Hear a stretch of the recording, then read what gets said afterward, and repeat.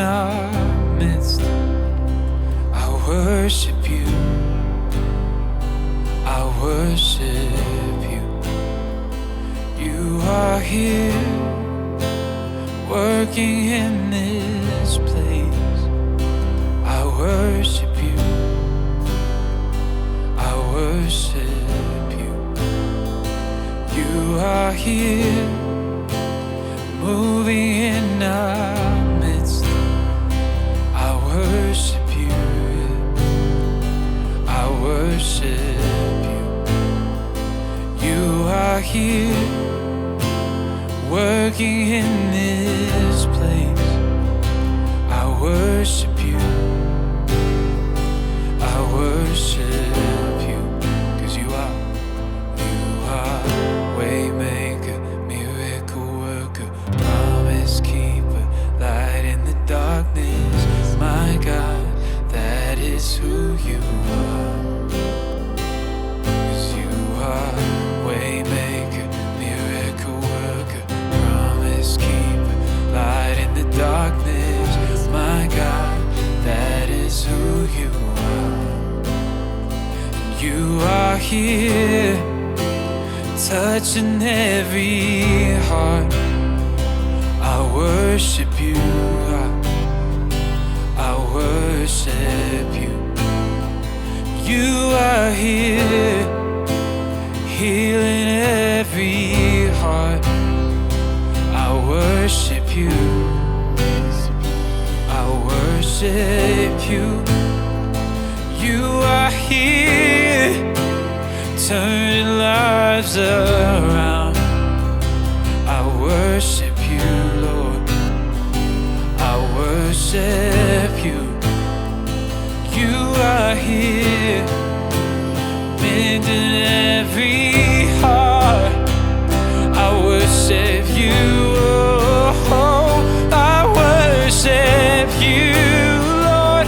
You are waymaker, miracle worker, promise keeper, light in the darkness. My God, that is who you are. We sing it, you are waymaker, miracle worker, promise keeper, light in the darkness. My God, that is who you are. Yes, that is who you are. That is who you are. That is who you are. That is who you are. Oh, that is who you are. Yes, that is who you are.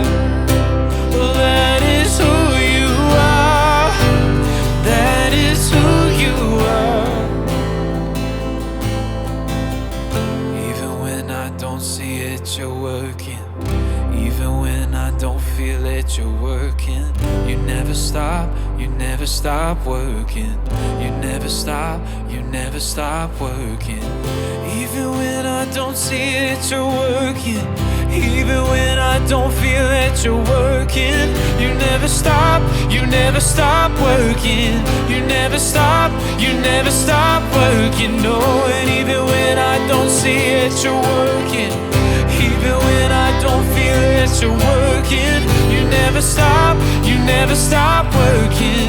You never stop, you never stop working. Oh, even when I don't see it, you're working. Even when I don't feel it, you're working. You never stop, you never stop working. You never stop, you never stop working. No, waymaker, miracle worker, promise keeper, light in the darkness. My God, that is who you are. It's who you are. Oh yeah, waymaker, miracle worker, promise keeper, light in the darkness. My God, that is who you are. Oh, that is who you are.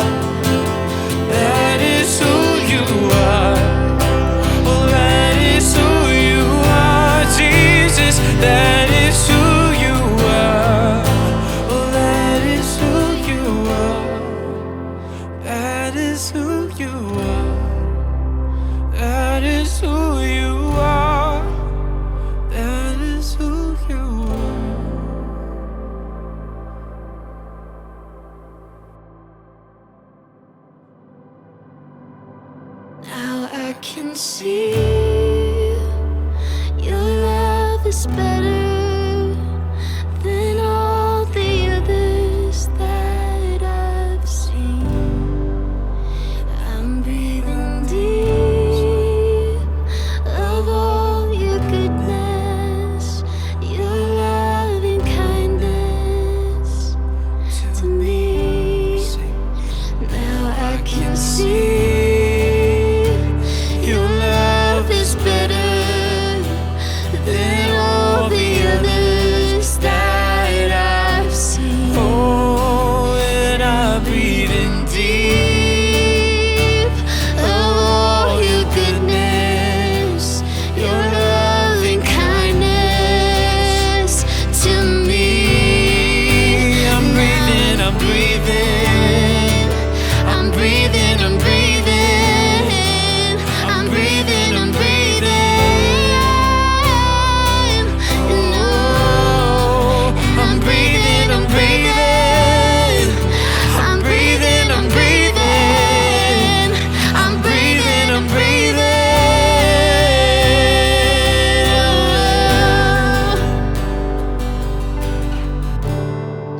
Thought I knew what love was. I thought I knew what love was.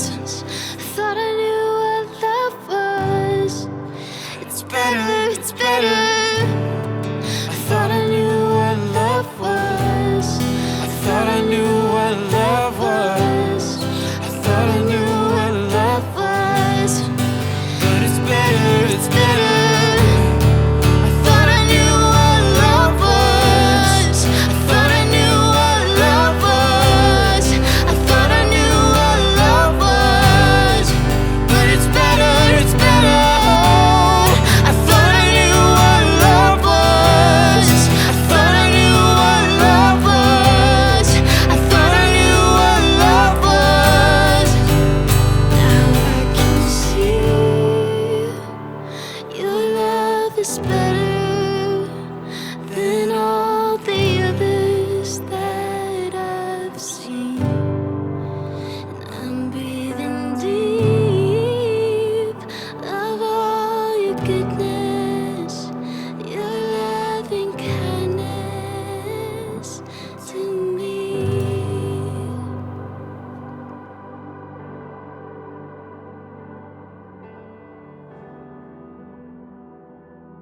Welcome to Voice Church. As we close out, let's say, an unforgettable year. I'm sure you maybe have some other words, but let's go with unforgettable.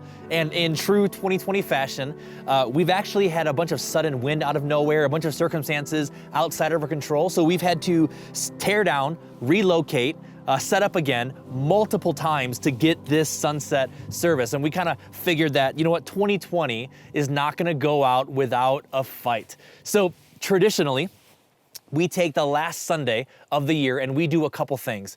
Number one, we don't do a traditional time of giving, but instead we do what we call the legacy offering. And we give the entire offering that comes in today away to local and global nonprofits that we believe in. This year in particular has been especially challenging for nonprofits, all nonprofits. Many are significantly under budget because of decreased giving during the pandemic. And what we want to be able to do as a church family is to put a little wind in their sails so they can focus on the important work that they do. So that's the first thing with legacy offering. Second thing is we do a virtual service and we call it Church Has Left the Building. It's a little less abnormal this year because of the quarantine. But after the team puts so much effort in the holiday season, we always take this last Sunday of the year to do church from home. This year, we're actually going to expand Church Has Left the Building, and instead of doing 1 week, we're going to take both today and next week to do a 2-part series. So we're out here in Zion National Park in the middle of nowhere, in the middle of wilderness. Literally, there's no one around. And we're here at sunset to close out 2020 with a time of reflection. We're far away from civilization, from the hustle and bustle, from social media, from the news, far away from what feels like the politicalization of literally everything. Do you feel that? I know I do.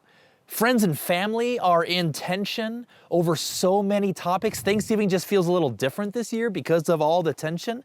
It seems like every conversation, especially with family and friends, has so many landmines. that we need to tiptoe around just to maintain civil relationship. There is so much potential for drama. But out here, it's just peace, quiet. It's simple. It's like setting out a carbonated beverage. You know, our family drinks so much sparkling water. One of my pet peeves is when someone will grab a can, take a few sips, and just leave it out. And then forget that it's theirs, grab another can, take a few sips, and then leave it out. And what ends up happening is, after a certain amount of time, the can will release all the little pockets of air, and the once sparkling water will eventually become still. Now, that's what coming out here to places like this does for me. The little pockets in my heart, the little pockets of anxiety, of insecurity, of fear, the little voices that have been hiding in the corners of my heart begin to bubble up in the silence, in the boredom. See, we all fight our own battles. Some people may call them demons, metaphorically. Things like laziness or apathy.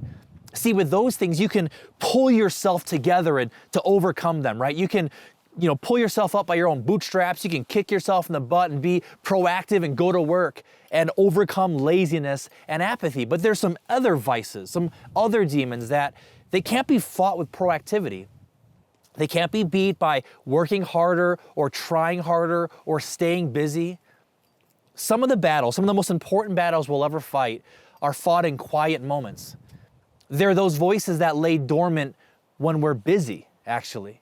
And they only come out of the woodwork when we're still. So say you're at a restaurant and your phone dies while you're waiting for a friend. You have nothing to do now, nothing to scroll. So all you do is you sit there and think.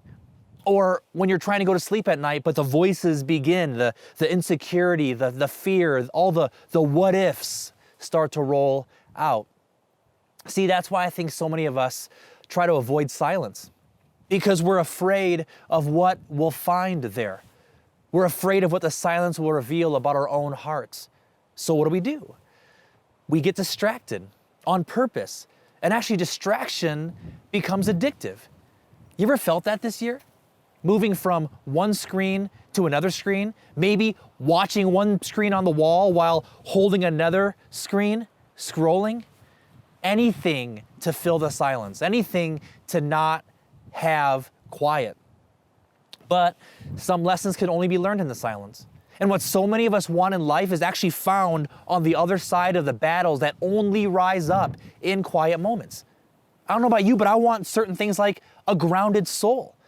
I want an accurate view of myself. I want a surrendered heart to God. I want deep relationships with God. I want a deep peace. And the thing is, you don't find things like a deep peace or an accurate view of yourself. You don't have a surrendered heart to God by working harder. You actually find those things. You develop those things by embracing boredom, by embracing silence, by sitting in those quiet moments long enough for those demons, those voices to reveal themselves, to expect them to reveal themselves. And then when they begin to whisper to your heart, you embrace that boredom.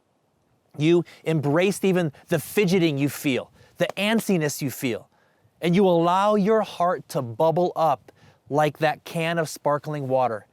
And in those moments, that's the moment the battle actually begins. A lot of times at my gym, pre-quarantine, during a workout, we'll call the hardest part of the workout the pain cave. And we'll say, get in the pain cave and embrace the pain. Why? Because when you're feeling pain in those moments, when you want to quit, those are the moments you're actually getting strong. And if you quit workouts when they get hard, you won't actually get any stronger. You're wasting your time. And it's the same way with silence. When we avoid the moments of silent introspection, we'll eventually just live shallow lives. See, anchors need to go deep to be useful, and depth is developed in silence. So many of us need a change of perspective. I don't know about you, but I do. This year more than ever, it's easy to get in a rut, isn't it? Because this year especially, it feels like for many of us, like we're living Groundhog's Day over and over again. And if you don't understand that reference, it just means you're not old. But if you feel like you're in a rut like me, how do you get a change of perspective? Here's what I suggest. In order to have a change of perspective, we either need to have a change of place or a change of pace. Let me say that again. In order to have a change of perspective, we usually need either a change of place or a change of pace, or both. So we decided to drive out here to the middle of nowhere and do this two-part series. Today we're focusing on reflection, and next week we're gonna focus on direction. So as we wind down here, reflection. This year has been wild, hasn't it? One we will not soon forgive. I know that's the understatement of the year, but in the middle of all the challenges, in the middle of all the uncertainty, in the middle of the highs and lows, are lessons. They're lessons, opportunities to learn more about yourself. What dreams did you have going into this year? What were your naive, almost, New Year's resolutions as you began 2020? Of all the amazing things we're gonna do in 2020, not realizing the world was about to shut down. Well, in the beginning of January, we as a church family had what we called Vision Sunday, and we talked about our 2020 vision. And we had 3 points. I don't know if you remember this, but I'm sure many of you, they were so important to you, you tattooed them on your arm, but there were 3 points. The first one we said is we really felt like we as a church were gonna need to embrace the discomfort this year. Isn't that wild to think about? We felt like the Lord was telling us, be ready to embrace discomfort. 2, we talked about having deeper roots. And 3rd, we talked about having broader reach. We had no idea what that meant when we felt like the Lord told us that, but now I feel like it was extremely prophetic. This year has challenged us more than ever to put our hope and our trust in Christ.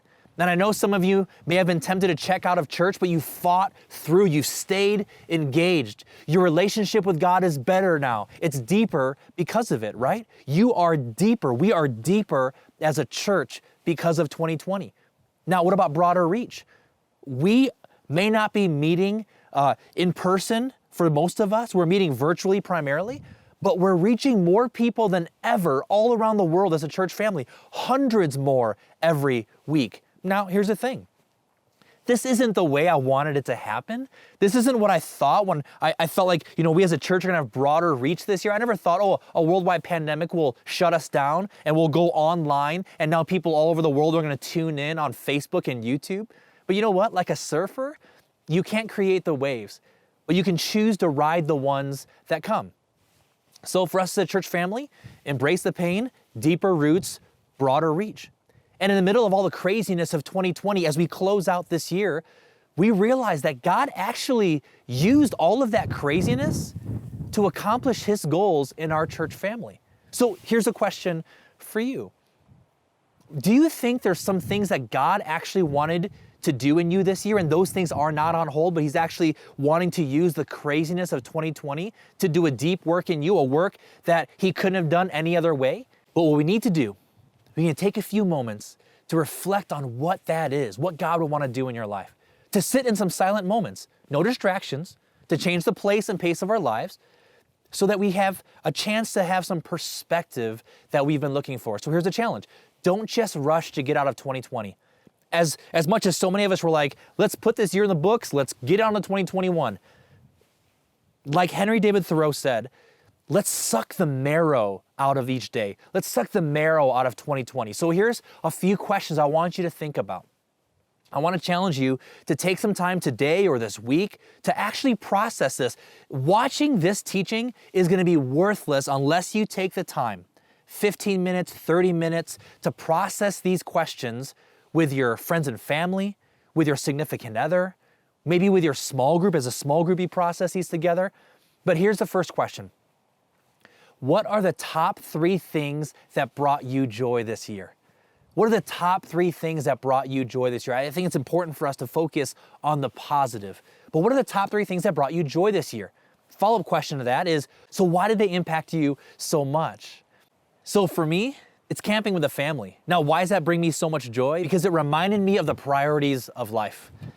That as my heart tends to get wrapped up in concerns and cares and just all the what ifs, my insecurities, and trying to lead a church through this pandemic, it reminds me that, you know what?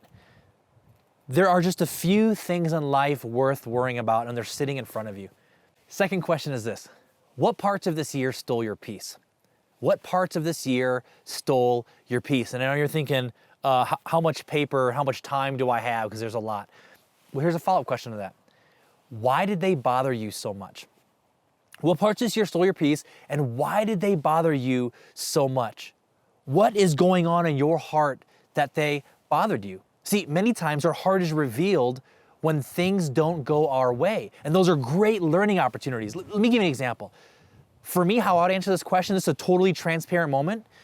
It's seeing people disengage with our Voice Church family. That was the hardest part of this year for me. And here's the thing. Logically, and I'm a pretty logical guy, I totally get it. Busyness, screen fatigue, quarantine, arguments and just drama in life, or even sickness close to the family. I get why people would disengage from the church, but it was still really hard to watch. Now, here's the big question. Why did it bother me so much? It's usually the thing is not about the thing. So yeah, it was hard to watch people disengage from church, but why did it bother me so much? I think at the core, it's because it threatened a core fear of mine that maybe I don't have what it takes to lead this church. That maybe Voice Church won't make it through the pandemic and I don't have the leadership personally to guide it through the storm. Now here's the thing, I know that that's a lie from the enemy, but the stillness, the still moments reveal those battles to fight, and then I fight those battles. So third question, how did your relationship with God evolve this year? How did your relationship with God evolve this year? Would you say you're closer to God? You're more distant than you were before? Maybe you've leaned in and you've carved out time to deepen your relationship with Him. Or the opposite, maybe you've been like a ship without an anchor and you've kind of drifted away from Him. But how has your relationship with God evolved this year? And you know the question I'm going to ask, because I ask it often. How do you feel about that? How has your relationship with God evolved this year, and how do you feel about that? So we're going to end with a song that we love around here called Uncomplicated, because sometimes we make faith way more complicated than it needs to be. See, following Jesus is as simple as this. Hands open, surrendering. This would be the posture of a disciple. And this would be the reason why we end every church service this way. What this posture says is, God, everything I have and everything I am is yours. Use me to expand your kingdom. Have your way in me. Whether you feel distant from God or you are the closest to God you have ever been, the posture is the same. So here's a few words of the song. It says, your love's uncomplicated. You love me just the way I am. So I stand before you. I'm totally surrendered with open hands and open heart. Jesus, have your way in me. I can't think of a more appropriate way to close out 2020 than with arms linked together as a church family, walk into the unknown of 2021, but fully surrendered to God.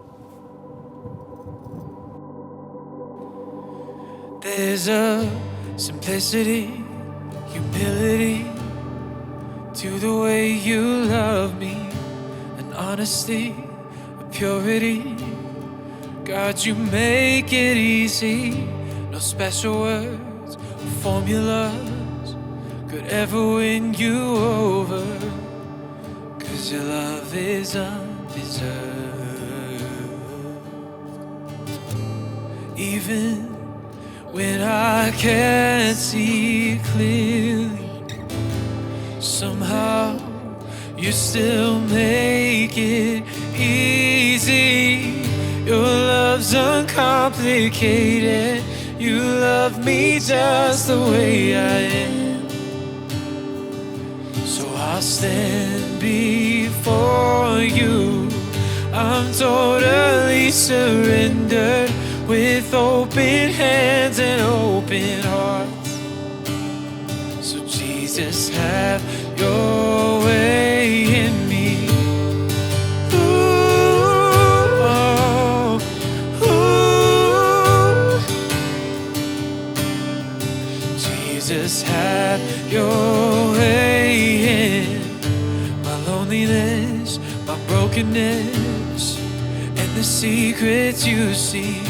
My deepest thoughts, my hidden wars. God, just see right through me. Even when I'm overthinking, somehow you still love me simply. Your love's uncomplicated. You love me just the way I am. So I'll stand before you. I'm totally surrendered with open hands and open hearts. So Jesus, have your way in me. Ooh, oh, ooh, oh. Jesus, have your way in me.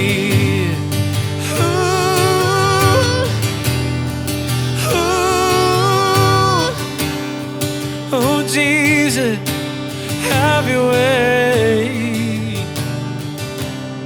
And I could sing over and over, I love you, it never grows old.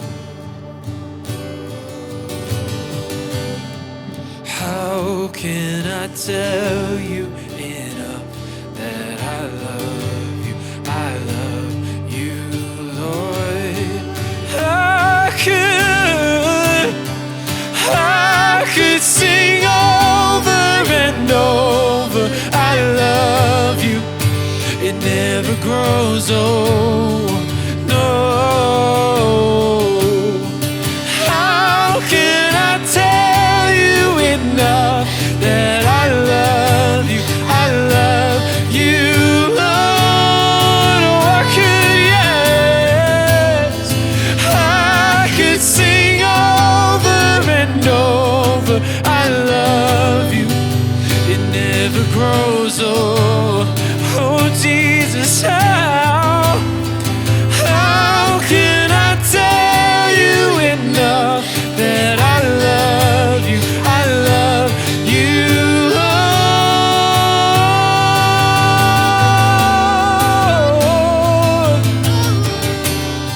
Oh, I love you, Lord. Yeah, yes, I love you, Lord. Hey.